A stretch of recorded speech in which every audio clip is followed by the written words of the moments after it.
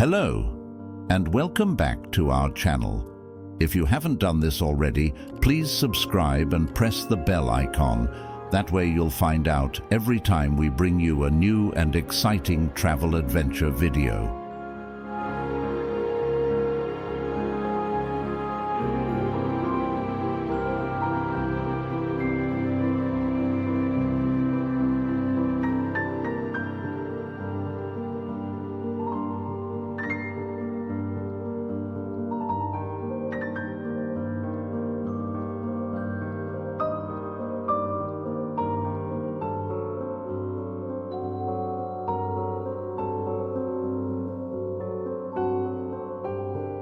Join us as we take you off the highways and travel along the meandering back roads. Today we travel through Amanzimtoti and Kingsburgh, two seaside coastal towns just south of Durban in KwaZulu Natal, South Africa.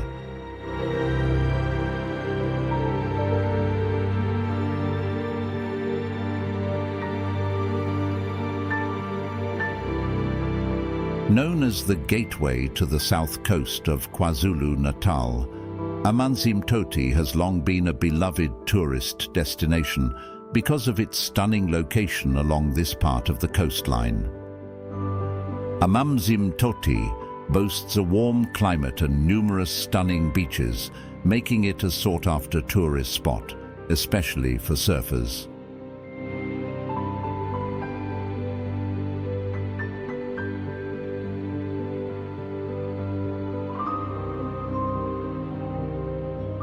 Legend has it that in 1828, while leading his army on a campaign against the Pondos, the esteemed Zulu King Shaka took respite from their journey and settled down under a large wild fig tree, where he used to meet the local indunas, or chiefs. There, he had his personal attendant collect water from the nearby river. While enjoying his drink of water, he exclaimed in isiZulu, "Kanti aManzamtoti," which can be translated as, "So the water is sweet," or "sweet water." The Zulu term for sweet is Mnandi. However, out of respect for Shaka's mother Nandi, he created the word Matoti to avoid using her name excessively, and consequently, the river became known as aManzimtoti.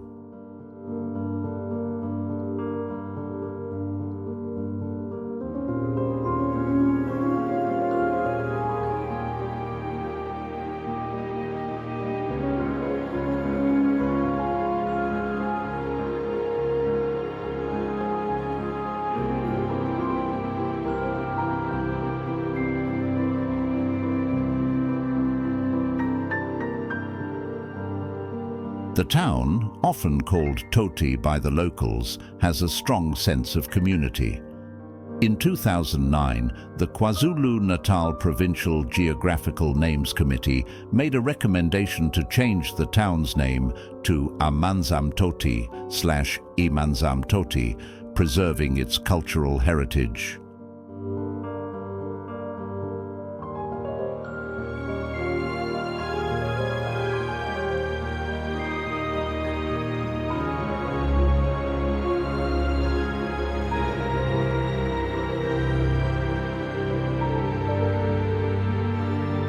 During the late colonial times in 1842, Dick King embarked on a journey through the Amanzimtoti area on his way to Grahamstown.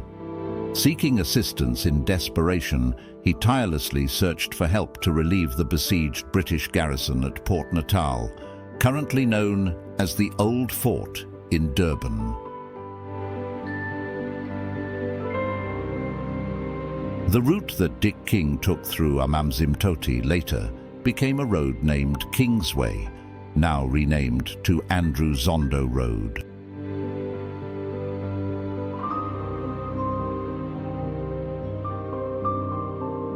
According to various sources, there are conflicting accounts regarding the oldest colonial-era house in the Amanzimtoti area.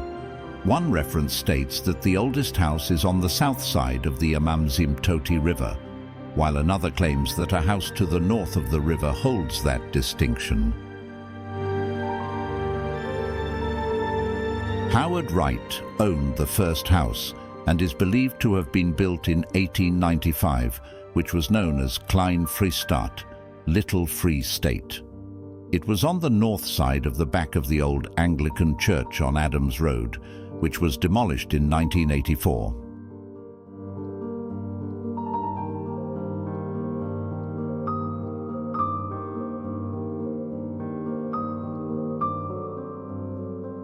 The railway line that connected Durban to Isipingo was extended to Park Rini starting in 1896, and by 1897 the first train had already made its way through aManzimtoti. The train departed from Durban on the morning of 22nd February at 7:55 a.m. It comprised of a locomotive from Dubs and Company, accompanied by 2 goods trucks, 2 passenger trucks, and a brake van. In 1847, Dr. Newton Adams moved from Umlazi, where he had established a mission station in 1836.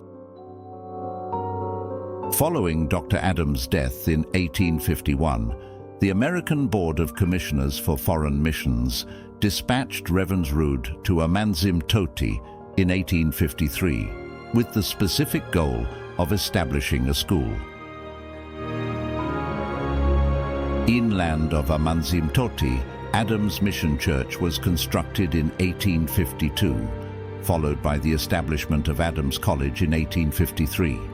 The college, originally known as aManzimtoti Institute, underwent a name change in the 1930s to honor Dr. Adams. In 1897, there was a tin shanty siding at aManzimtoti that functioned as a station, providing shelter and services. There, the stretch of road between aManzimtoti train station and Adams Mission has been named Adams Road. The town saw the construction of its first hotel in 1898, primarily to serve holidaymakers, with some individuals traveling from as far as Johannesburg on specially arranged trains.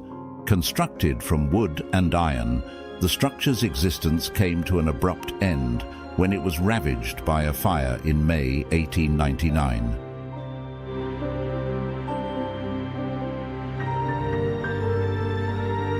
During the Great Depression, aManzimtoti saw an influx of people seeking refuge from the high cost of living in the cities. With a population of 774, the town was granted local administration in 1934, marking a significant milestone in its history.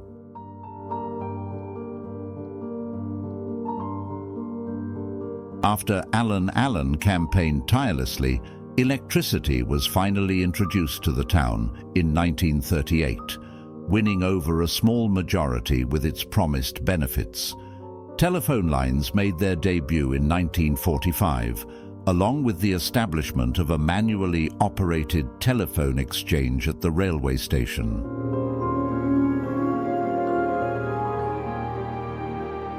The year 1949 marked a significant milestone for aManzimtoti when Olaf Bjørseth, the town's first mayor, implemented the introduction of running water. Prior to this, the inhabitants would rely on the collection of rainwater from their rooftops as their primary water source.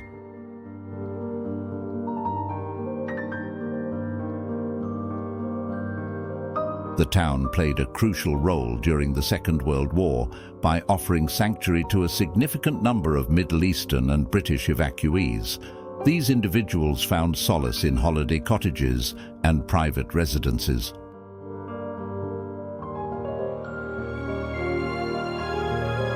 Dr. Frickle, using the profits from his clinic where he sold number 9s, red pills, from the army, took it upon himself to cover the salaries of 2 teachers when a school was set up at Toti Town Hall.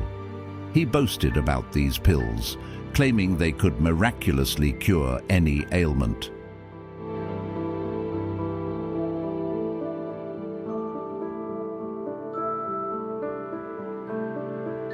The first Arbor Day in Natal was led by Miss Burns, who ran the guides.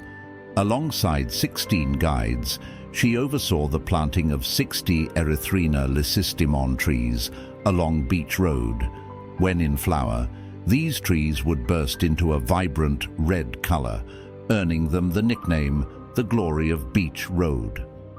Unfortunately, the once majestic trees were chopped down in the 1950s to make way for the expansion and surfacing of the road.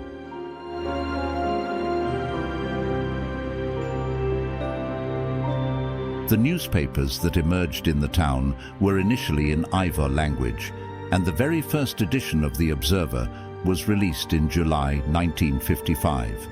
Prior to this, newspapers were transported by train all the way from Durban. The years 1957 to 1959 saw the Observer transform into the South Coast Courier, a vibrant commercial weekly newspaper that brought a new energy to the town. In 1970, Archie and Jenny Taylor launched the South Coast Sun, taking over from the Observer as the new publication.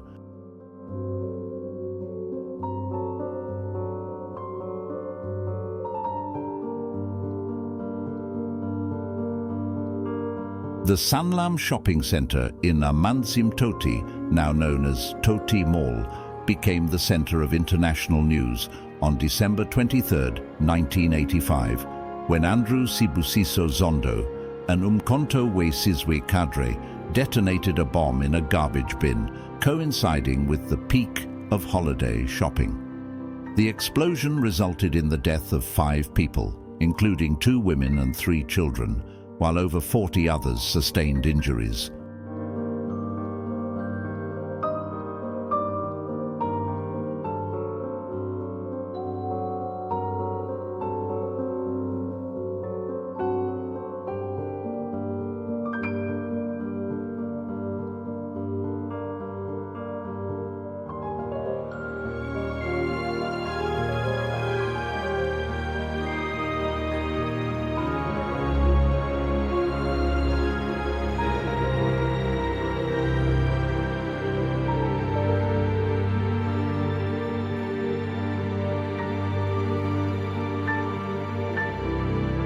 As part of the Greater Durban metropolitan area, Kingsborough and aManzimtoti effortlessly connect the city's urban sprawl to the south. Originally called Southern Umlazi, Kingsborough became a township in October 1942 and was later elevated to borough status in August 1952.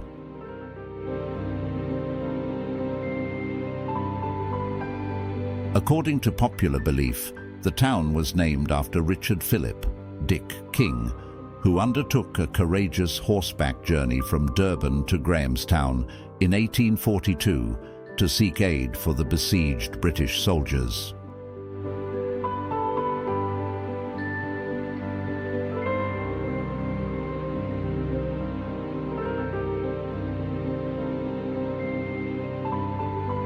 Tourism plays a crucial role in the economy of these coastal towns. The coastline is lined with hotels and holiday accommodation, enticing local tourists from inland South Africa, particularly during the summer months.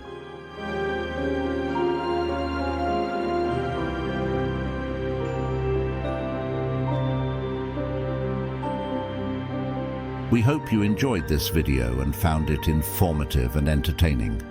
Please like, subscribe to, and share our videos. Your support means the world to us, and it allows us to continue creating valuable content for you.